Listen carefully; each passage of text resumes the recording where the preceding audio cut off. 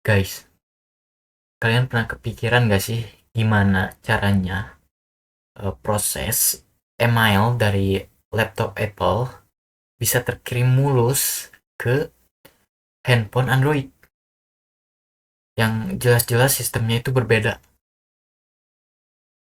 Kalian pengen tahu jawabannya gimana? Bahasa rahasianya itu adalah networking model. Mau tahu lebih dalam tentang networking model? Tonton video ini sampai habis.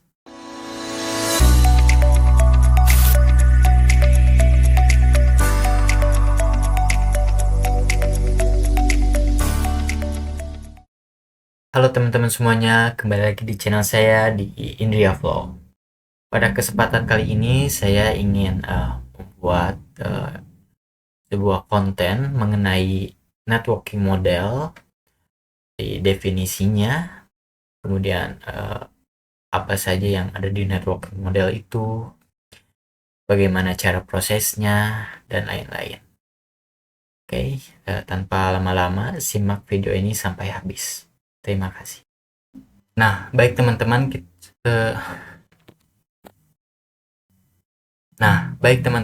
di sini kita sudah berada di tampilan PowerPoint yang sudah saya buat.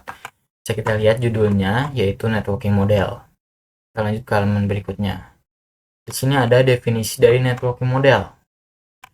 Networking model merupakan kerangka arsitektur standar yang meregulasi seluruh proses komunikasi data antar perangkat dalam sebuah ekosistem jaringan.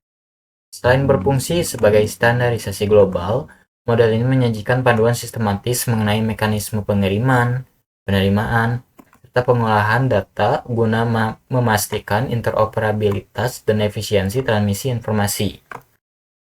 Kemudian, sebelum penetapan standar global, setiap vendor itu memiliki arsitektur jaringan yang bersifat tertutup, sehingga menyebabkan munculnya hambatan besar dalam interoperabilitas antar perangkat dari produsen yang berbeda. Hal ini berimplikasi pada tingginya biaya dan kompleksitas dalam membangun infrastruktur jaringan komputer. Guna mengatasi masalah tantangan tersebut, suatu organisasi, yaitu International Organization for Standardization, dapat disingkat ISO, merilis spesifikasi standar pada tahun 1984 yang dikenal sebagai Open System Interconnection, dapat disingkat OSI atau OSI 7 Layer Model. Model referensi ini berfungsi sebagai kerangka kerja universal yang menjamin standarisasi komunikasi data di seluruh ekosistem teknologi informasi. Nah, teman-teman, jadi inti dari definisi networking model ini adalah sebuah kerangka kerja yang memiliki standar atau aturan untuk komunikasi data dengan perangkat yang berbeda atau vendor yang berbeda. Oke, mari kita lanjut ke halaman berikutnya. Nah, di sini ada before and after networking model, sebelum dan sudah adanya networking model. Di sini kita lihat, ini adalah sebelum adanya networking model. Jadi lihat di sini ada berantakan, chaos networking, berantakan.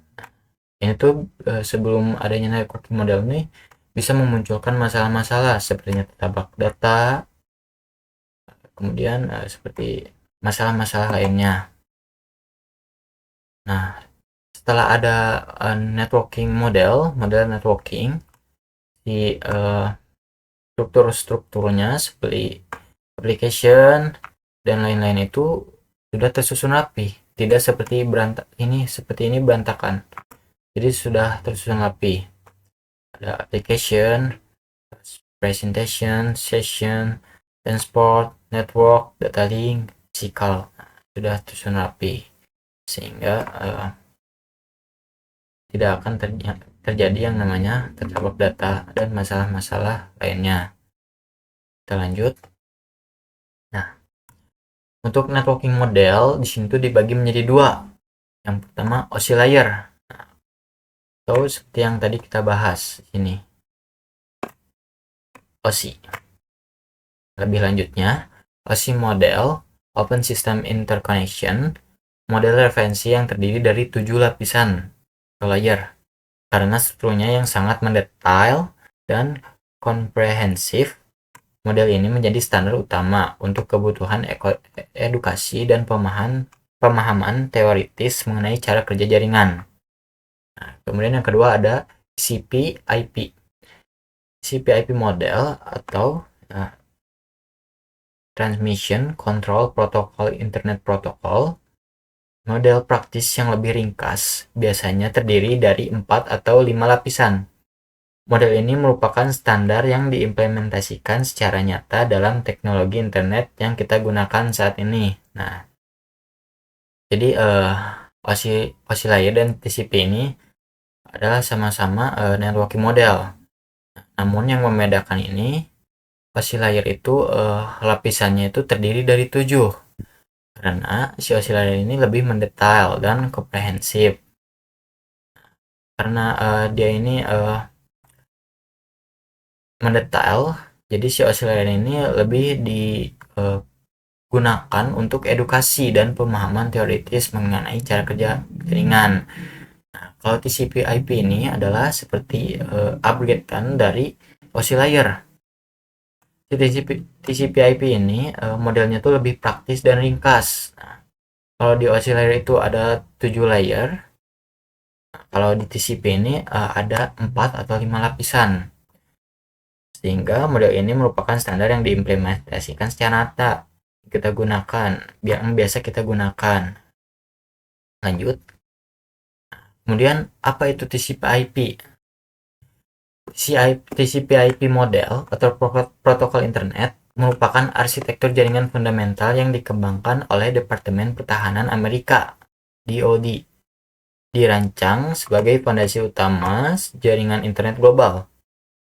Model ini menawarkan struktur yang lebih efisien dan sederhana dibanding model OSI melalui sistem 4 atau 5 lapisan. Nah, TCP/IP melakukan penggabungan fungsional dari beberapa lapisan OSI guna mengoptimalkan transmisi data pada jaringan dunia nyata. Nah, jadi ini tuh TCP/IP itu sama seperti OSI. Nah, cuma model ini menawarkan struktur yang lebih efisien dan sederhana dibandingkan model OSI karena si TCP/IP ini si layernya itu ada 4 atau 5, jadi lebih sederhana dan ringkas. Nah, lanjut. Cara kerja jaringan TCP/IP. Mekanisme operasional TCP/IP. Nah, yang pertama itu ada segmentasi data. Nah, pada awal itu data itu dipecah menjadi unit-unit kecil yang disebut paket sebelum ditransmisikan melalui media jaringan. Proses ini terjadi setiap lapisan atau layer, di mana setiap lapisan menambah informasi kontrol spesifik. Kemudian setelah dipecah itu ada yang kedua, routing dinamis. Paket-paket tersebut tuh dikirimkan melalui perangkat router yang berfungsi sebagai penentu jalur transmisi optimal guna memastikan data mencapai destinasi dengan efisien. Nah, kemudian setelah paket-paket tersebut dikirimkan, ada rekonstruksi dan dekapsulasi.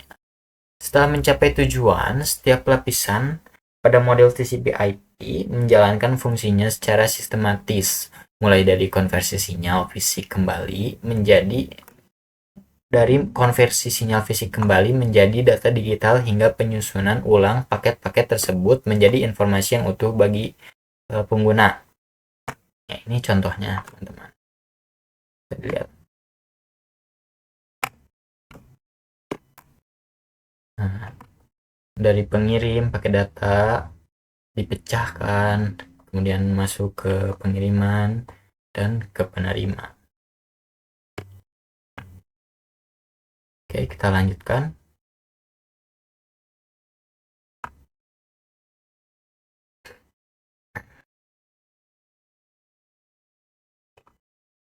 Nah, ini ada struktur OSI versus TCP/IP. Nah, di sebelah kiri ini ada struktur dari OSI. Seperti yang tadi kita bahas, pada OSI ini terdapat 7 layer. Nah, ada Yang pertama ada physical, kedua ada data link, ketiga ada network, keempat ada transport, kelima ada session, keenam ada presentation, ketujuh ada application. Sedangkan di TCP/IP ini ada 4 sampai 5. Nah, di sini ada yang TCP/IP 4 layer. Yang pertama ada link, kedua internet, ketiga transport, dan yang keempat application. Nah, di sini ada yang TCP/IP 5 layer. Yang pertama ada physical, kemudian data link, dan network, transport, juga application. Nah, meringkasnya itu dari OSI ke TCP/IP itu pada layer pada layer ke-5 sampai ke-7 pada OSI ini diringkas pada TCP/IP. Nah, jadi application, presentation, session itu disatukan. Nah, kalau di TCP/IP ini disatukan menjadi satu, yaitu menyisakan application saja. Kemudian ada di 1.2 untuk TCP/IP 4 nih, physical dan data link itu digabungkan menjadi satu, yaitu link. Oke, kita lanjut. Struktur TCP/IP model. Nah, yang pertama itu strukturnya application. Application layer, lapisan aplikasi, merupakan lapisan tertinggi dalam arsitektur TCP/IP yang berfungsi sebagai penyedia antarmuka atau interface utama bagi aplikasi dan perangkat lunak untuk berinteraksi dengan layanan jaringan. Lapisan ini bertanggung jawab untuk meregulasi protokol komunikasi tingkat atas yang digunakan oleh pengguna.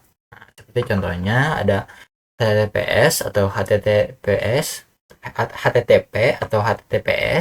untuk transmisi data web secara aman. Kemudian FTP untuk mekanisme pengiriman dan penerimaan berkas. Kemudian ada SMTP untuk manajemen pengiriman surat elektronik, email. Lanjut. Nah, ini contohnya application layer HTTP.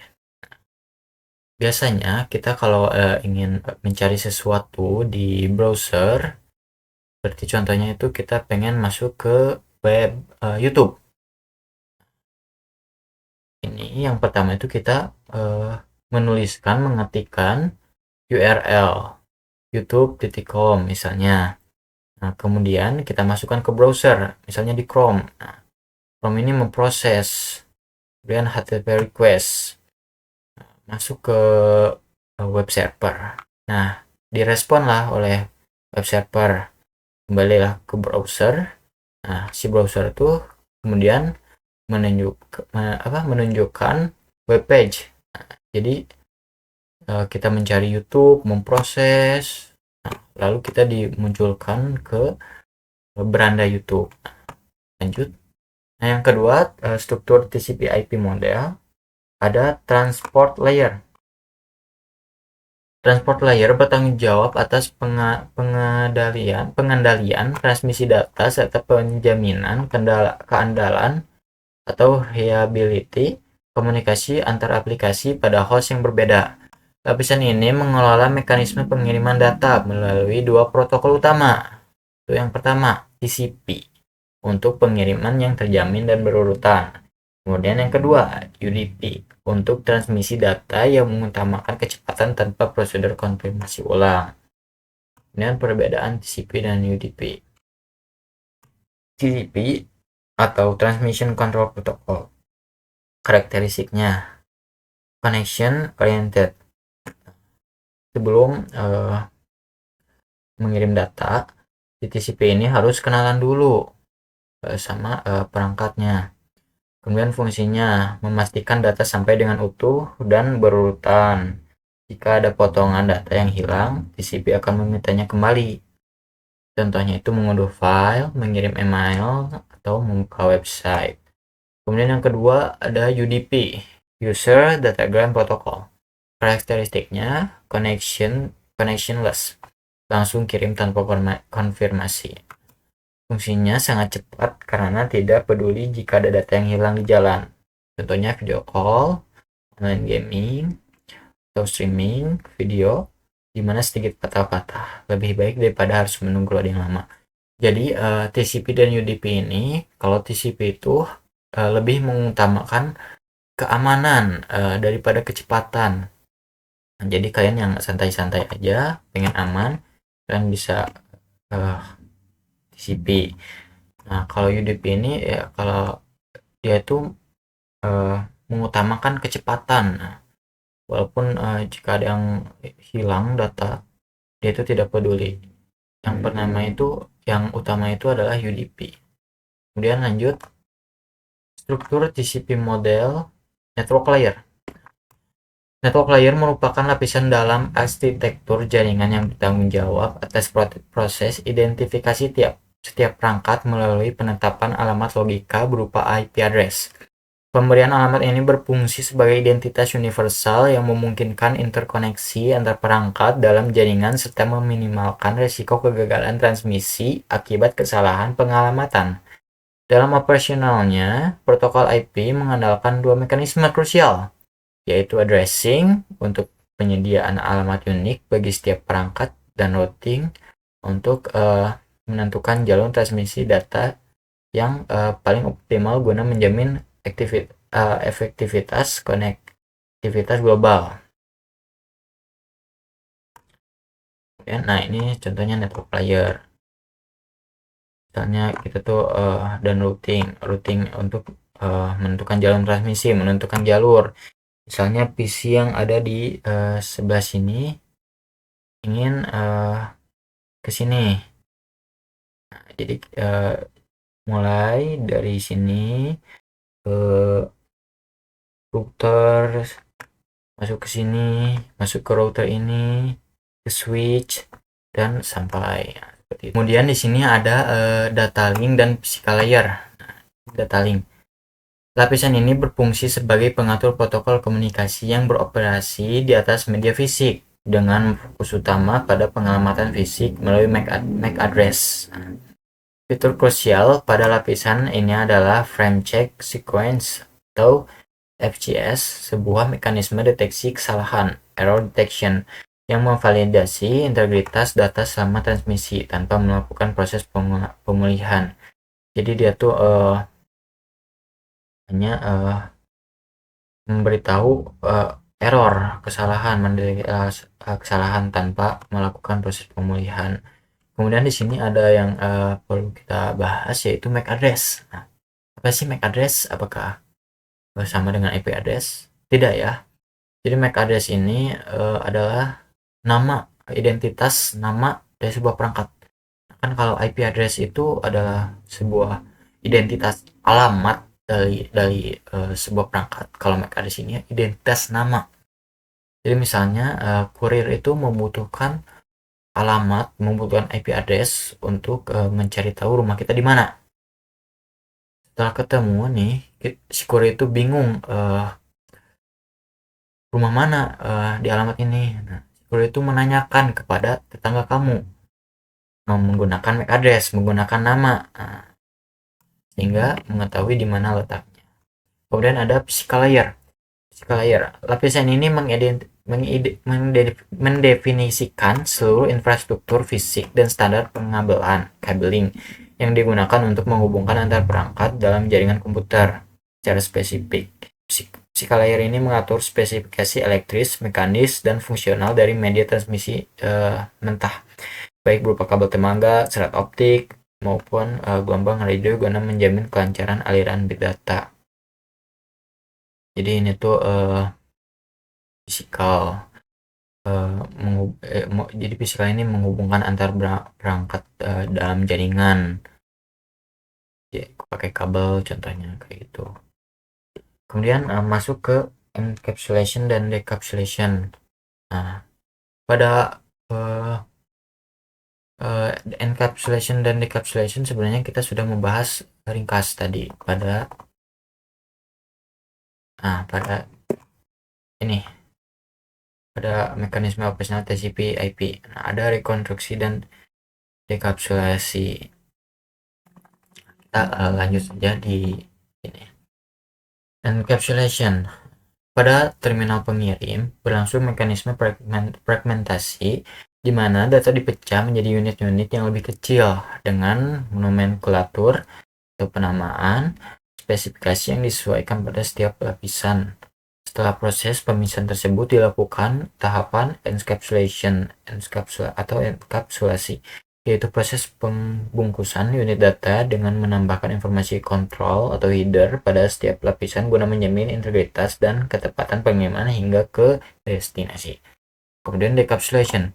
Pada terminal penerima berlangsung mekanisme decapsulation atau dekapsulasi, yaitu proses pembukaan lapisan pembungkusan header pakai data secara bertahap mulai dari lapisan basic hingga lapisan aplikasi.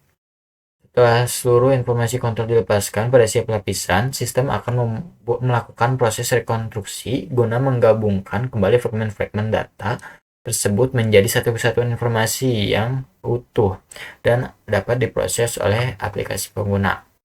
Nah, jadi intinya tuh enkapsulasi ini adalah proses pengiriman untuk dikirim ke decapsulation, yaitu penerima. Kita lanjut. Nah, ini contohnya. Ini kan ada proses pemecahan fragmen-fragmen. Nah, setelah proses pemecahan data ini masuk ke proses pengiriman encapsulation. Nah, yang pertama itu dari layer application, kemudian ke transport, network, data link, dicek ada error atau enggak. Kemudian physical layer, ke data dikirim. Nah, di sini tuh pengirimannya itu berbentuk angka biner. Nah, 0101. Nah, setelah dikirim masuk ke physical layer, masuk ke kabel lagi fisik. Nah, setelah itu masuk ke layer data link, diproses protokol apakah aman atau terjadi error. Kemudian masuk ke network layer, kemudian masuk ke transport layer dan aplikasi layer. Setelah decapsulation, setelah penerimaan, akan terjadinya proses penggabungan pecahan pakai data. Ada fragmen tersebut akan rekonstruksi sehingga utuh kembali. Kemudian di sini ada sender dan receiver. Sender merupakan pengirim, receiver merupakan penerima. Nah, dari pengirim itu data tuh dipecah. Pertama dari application layer, kemudian ke transport layer itu dipecah, TCP-nya keluar. Atau kalau tidak menggunakan TCP menggunakan UDP. Nah, setelah dari transport layer masuk ke network layer. Di network layer itu data memecah lagi, IP dikeluarkan. Kemudian setelah IP, data link ke data link, melakukan protokol pada error tidak. Setelah dikirim masuk ke penerimaan, sama seperti tadi diterimanya seperti ini. Kemudian terjadi proses rekonstruksi data sehingga menjadi utuh kembali. Nah, di data link masuk ke network layer, sini IP, data TCP belum tergabung, masuk lagi ke transport layer, IP-nya sudah tergabung, kemudian masuk ke application layer, TCP-nya bergabung jadi data semula. Kemudian ini nama-namanya ya, nama-nama tadi data nih, data TCP IP, bagian-bagian itu namanya apa? Data TCP segment, data IP itu packet, segmen ini, data LTLH, frame. Baik teman-teman, sekian saja video kali ini. Mohon maaf jika terdapat kesalahan atau apapun. Mohon dimaafkan, mohon dimaklumi karena saya masih belajar. Terima kasih telah menonton. Wassalamualaikum warahmatullahi wabarakatuh.